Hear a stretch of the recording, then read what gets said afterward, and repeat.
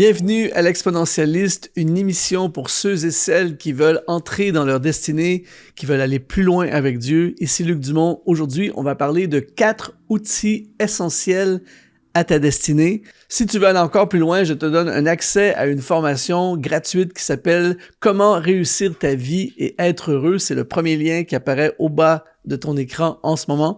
C'est une formation pour t'aider à vivre pleinement ce que Dieu a pour toi. Aujourd'hui, on va parler de destinée. Évidemment, c'est un sujet qui me passionne. Pourquoi? Parce que la destinée, c'est le plan de Dieu pour toi. C'est ce que Dieu avait en tête lorsqu'il t'a créé. C'est ce que Dieu rêve sur ta vie. Il faut comprendre que ta destinée est sous attaque. Il y a un adversaire, le diable, qui ne veut pas que tu vives ce que Dieu a pour toi, qui va tout faire, qui va se déchaîner pendant toute ton existence pour te faire dévier, pour t'éloigner, pour te décourager, pour te voler ce que Dieu a prévu. Mais aujourd'hui, on déclare ensemble que c'est la volonté de Dieu qui va se réaliser dans notre vie. Et je vais te donner 4 outils pour que ça se réalise. Le premier outil, c'est la parole de Dieu. Il n'y a rien de plus puissant sur cette terre que la parole de Dieu, la Bible, le message, la pensée du Créateur de ce que Dieu a voulu pour l'humanité. Éphésiens chapitre 6, verset 17, il dit « L'épée de l'Esprit qui est la parole de Dieu ». L'apôtre Paul nous équipe, nous parle des armes pour nous protéger et il parle de la parole de Dieu comme l'épée de l'Esprit. Dans Hébreux chapitre 4, au verset 12, il dit « Car la parole de Dieu est vivante et efficace, plus tranchante qu'une épée quelconque à 2 tranchants, pénétrante jusqu'à partager âme et esprit, jointure et moelle. Elle juge les sentiments et les pensées du cœur. » Wow! En fait, la Bible, c'est la victoire. Lire la Bible, lire la parole de Dieu, c'est nous assurer de la victoire dans notre vie. Lire la Bible va te fortifier, va te montrer le chemin. Il y a des fois où tu ne sauras pas le chemin et là, tu vas lire « Ta parole est une lampe à mes pieds, une lumière sur mon sentier ». La parole de Dieu va t'aider à discerner ce qui est vrai, ce qui est faux, les pièges sur la route, les personnes fausses, les personnes vraies. La parole de Dieu va être une nourriture pour ton âme, une inspiration pour ton quotidien. Et c'est pour ça que Jésus a utilisé la parole de Dieu. Lorsque il est venu et il est parti dans un jeûne de 40 jours avant son ministère, avant de lancer publiquement son ministère, et là, le diable l'a tenté. Comment Jésus a-t-il réagi face à la tentation du diable? A-t-il négocié avec lui? Non, il a dit, la parole de Dieu dit, bang! Il a tranché avec la parole de Dieu et le diable a fui loin de lui. Il avait compris que pour réaliser le plan divin, pour réaliser la destinée, le meilleur moyen, c'est la parole de Dieu. C'est pour ça que l'apôtre Paul va dire dans Romains chapitre 10, au verset 17, il dit « Ainsi la foi vient de ce qu'on entend, et ce qu'on entend vient de la parole de Christ. » Alors, si tu te lèves le matin, tu es déprimé, et tout à coup, tu commences ta journée en lisant la parole de Dieu et dans ton moment de déprime, tu lis la parole de Dieu qui dit « Fortifie-toi et prends courage. Je serai avec toi tous les jours jusqu'à la fin du monde. Venez à moi, vous tous qui êtes fatigués et chargés, et je vous donnerai du repos. » Et là, tu alignes des passages du livre de Dieu. Je peux t'assurer que ça va changer l'atmosphère de ta journée, ça va te donner le courage pour affronter les défis de ta journée, ça va nourrir, tu vas avoir des forces spirituelles pour affronter les défis de la vie, les défis qui, lorsqu'ils sont remportés, nous permettent de réaliser la volonté de Dieu, la destinée. Donc, la parole de Dieu est un outil numéro 1 pour réaliser ta destinée. Deuxièmement, la prière. La prière est un sujet que l'on connaît, qu'on a déjà entendu, mais parfois on oublie la puissance absolument phénoménale de la prière. Mon ami, la prière change une vie. La prière change l'atmosphère. La prière ouvre un chemin. La prière renverse les forteresses. La prière attire les bénédictions. La prière ouvre les portes. La prière transforme l'atmosphère. Et c'est pour ça que Jacques dit dans Jacques, chapitre 5, verset 16, il dit « La prière fervente du juste a une grande efficacité. » Tu vas te retrouver dans la marche de ta destinée, sur la route de ta destinée. Il va y avoir des géants sur ta route. Il va y avoir parfois des forteresses pour te faire demi-tour, pour te décourager, pour te bloquer le plan de Dieu. La prière va faire tomber les géants. Merci de me donner ton attention pendant quelques instants. Si tu es inspiré par le contenu que tu reçois sur Exponentiel TV, si tu as été touché d'une façon ou d'une autre, si ça t'a parlé à travers chacune de nos émissions, eh bien, j'aimerais faire appel à toi aujourd'hui en rejoignant les activateurs de destinée, en devenant un partenaire de cette mission. On veut rejoindre des multitudes de personnes comme toi pour impacter leur vie, les amener dans leur destinée. Alors, c'est simple. Tu vas dans le lien qui apparaît dans la description de cette vidéo et tu peux faire un don, tu peux devenir un partenaire mensuel et rejoindre ceux qui permettent la réalisation de ces émissions. Je te remercie déjà. Rendez-vous dans l'émission. La prière va te connecter avec Dieu. Lorsque tu passes du temps chez toi, dans ton quotidien, le matin, seul, en prière avec Dieu, eh bien, il y a une connexion qui se fait avec Dieu et des fois, on ne le réalise pas. On ne réalise pas nécessairement parce que des fois, on ressent pas toujours quelque chose. Mais je peux t'assurer qu'il va y arriver il va y avoir des choses qui vont prendre place dans ta journée ou dans ta semaine où tu vas réaliser tout à coup que tu es connecté avec Dieu parce que l'Esprit va parler à ton cœur, l'Esprit va te montrer, va t'avertir parce que tu as une connexion. Une des choses que la prière va faire, c'est qu'elle va t'ouvrir les yeux. Il y a constamment sur la route de la destinée des événements, des paroles, des personnes, des situations pour t'aveugler. Tu ne vois plus le chemin, tu ne vois plus les solutions, tu ne vois plus les possibilités, tu ne vois plus la provision, tu ne vois plus le demain, tu ne vois plus de possibilités à ta situation. Tu es aveuglé, tu es découragé, tu es dans le brouillard. On va tous le vivre, peut-être que tu le vis au moment où tu regardes cette vidéo. Eh bien, la prière va t'ouvrir les yeux. On voit cette prière de Asaph dans le psaume 73 où il est complètement découragé, il remet tout en question, il est amer, tout ça.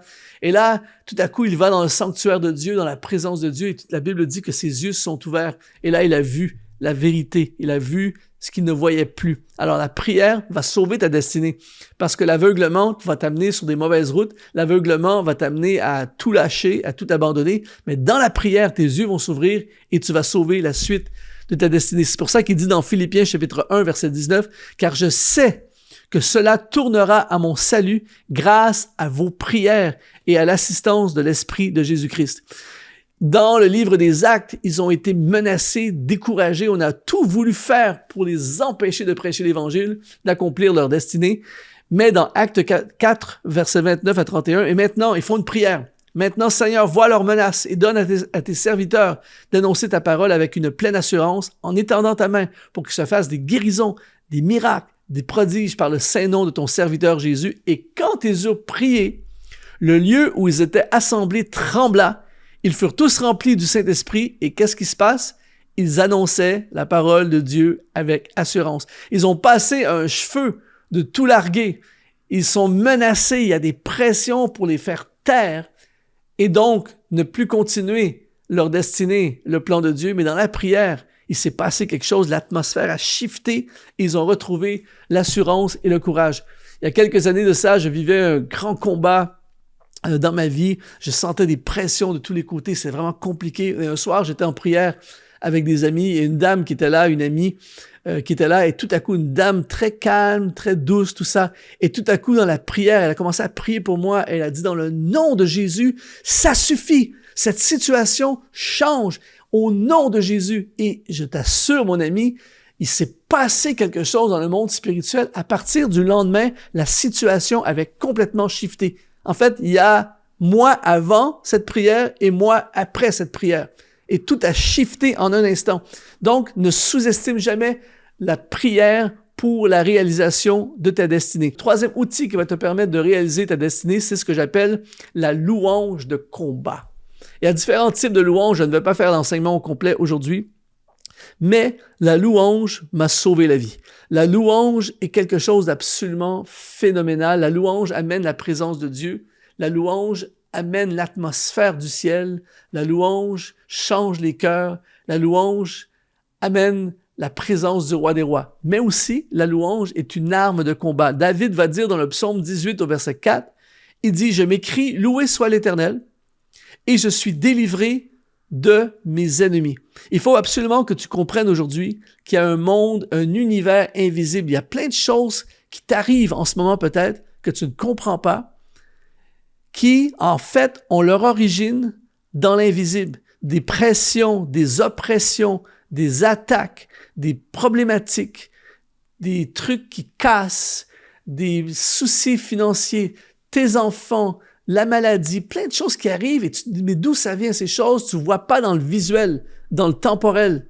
Et en fait, souvent, l'origine est dans l'invisible. Et la seule façon qu'on peut gagner une bataille invisible qui pourrait, entre parenthèses, qui pourrait freiner ta destinée et te faire dévier de ta destinée. Beaucoup de gens ont abandonné leur destinée et le plan de Dieu parce qu'ils ont vécu des combats et des attaques profondes sur leur vie sans réaliser d'où ça venait. Et donc, pour remporter un combat invisible, ça prend des armes de l'invisible. Et une des armes de l'invisible, c'est la louange de combat. Et il y a plein de textes dans l'Ancien Testament ou dans le Nouveau Testament, on voit qu'il y a un combat qui prend place et qui va être remporté par la louange. Je m'écris « Loué soit l'Éternel ». C'est pas une arme temporelle. Mais il dit « Je suis écrit, loué soit l'Éternel ». En d'autres mots, j'active le monde spirituel, la louange spirituelle, et mes ennemis sont abattus. Et Paul avait compris ceci lorsqu'il est jeté en prison avec Silas. La Bible dit qu'au milieu de la nuit, Paul et Silas ont chanté les louanges de Dieu. Et tu es d'accord avec moi, si tu connais l'histoire, que l'atmosphère a changé. Ils sont dans une prison. Ils sont captifs. L'avenir est incertain. Ils chantent des louanges. Les murs de la prison sont ébranlés. Le gardien de la prison se prosterne devant eux. Il donne sa vie à Jésus-Christ. Il les amène dans sa maison. Toute la famille se fait baptiser. On est d'accord pour dire que quelque chose est arrivé. En fait, ils étaient dans leur destinée, ils étaient dans le plan de Dieu, ils étaient en route vers la Macédoine. Et là, il y a des oppositions, ils chassent un démon, ils se font jeter en prison, c'est la galère. On veut les empêcher d'accomplir le plan de Dieu. Mais Paul avait compris les armes, les outils pour réaliser la destinée. Alors, il avait compris la puissance de la louange de combat. Il y a des fois dans ma vie, et je t'encourage à le faire, si tu sens des attaques, des oppressions, des trucs que tu dis, mais d'où ça vient ces choses-là? Lève-toi, commence à chanter les louanges, remplis l'atmosphère de ta voiture, de ta maison, des écouteurs, peu importe là où tu es, et remplace la noirceur, remplace l'oppression, remplace l'angoisse, remplace la peur, remplace les attaques, remplace l'atmosphère de lourdeur et de mort par une louange de guerre. Je m'écris « Loué soit l'Éternel » et je suis délivré de mes ennemis. Ensuite, quatrième outil pour réaliser ta destinée, celui-ci est extrêmement puissant, c'est la famille spirituelle. Ne reste pas isolé de la famille spirituelle. Il y a vraiment une force, une puissance dans la famille spirituelle. Parfois, elle n'est pas toujours simple. Parfois, il y a des conflits. Parfois, il y a des déceptions des membres de la famille spirituelle. Mais globalement, c'est quelque chose d'extraordinaire. 1 Corinthiens chapitre 12, verset 26. « Et si un membre souffre, tous les membres souffrent avec lui. Vous êtes le corps de Christ et vous êtes ses membres, chacun pour sa part. » Il y a une force à ne pas être seul. L'Ecclésiaste, Salomon avait compris ceci dans Ecclésiaste chapitre 4, verset 9. Il dit « Deux valent mieux qu'un parce qu'ils retirent un bon salaire de leur travail. S'ils tombent, l'un relève son compagnon. Mais malheur à celui qui est seul et qui tombe sans avoir un second pour le relever. » Dans le texte hébreu, on parle ici de synergie, on parle de réciprocité. Et c'est pour ça que Paul va dire aux Galates, chapitre 6, verset 2, « Portez les fardeaux les uns des autres et vous accomplirez ainsi la loi de Christ. » Tout ça pour te dire aujourd'hui qu'il y a une force dans la famille spirituelle. Et quand tu es entouré des frères et des sœurs de la famille spirituelle, tu as accès à des gens qui vont t'aider, des gens qui vont t'encourager, des gens qui vont te soutenir dans des moments où tu vas en avoir besoin, peut-être des gens qui vont te bénir financièrement, des gens qui vont prier pour toi, des gens qui vont te donner des conseils, des gens qui vont t'ouvrir des portes, des gens qui vont porter la charge avec toi. Ne reste pas isolé loin de la famille de Dieu. Si tu veux accomplir ta destinée, si tu veux accomplir la volonté de Dieu, le plan de Dieu pour ta vie, on a besoin des uns des autres. On a besoin de la famille spirituelle. On a besoin d'appartenir à une famille spirituelle, d'avoir des gens sur qui on peut compter, en qui on peut se confier, des gens qui veillent sur nous, des gens qui nous avertissent. On a vraiment besoin de la famille spirituelle. On ne peut pas réussir à long terme la destinée sans la famille spirituelle. Alors, ces 4 outils vont te permettre de triompher et de réaliser ta destinée. La parole de Dieu, la prière, la louange de combat et la famille spirituelle. Si ça t'a parlé, si tu as été inspiré et que tu veux aller encore plus loin ensemble, eh bien, je t'encourage à rejoindre le programme gratuit que j'ai créé pour toi, Comment réussir ta vie et être heureux. C'est le lien qui apparaît au bas de ton écran en ce moment. Ici Luc Dumont, ça a été un honneur de te servir et je te dis aujourd'hui, sois exponentialisé.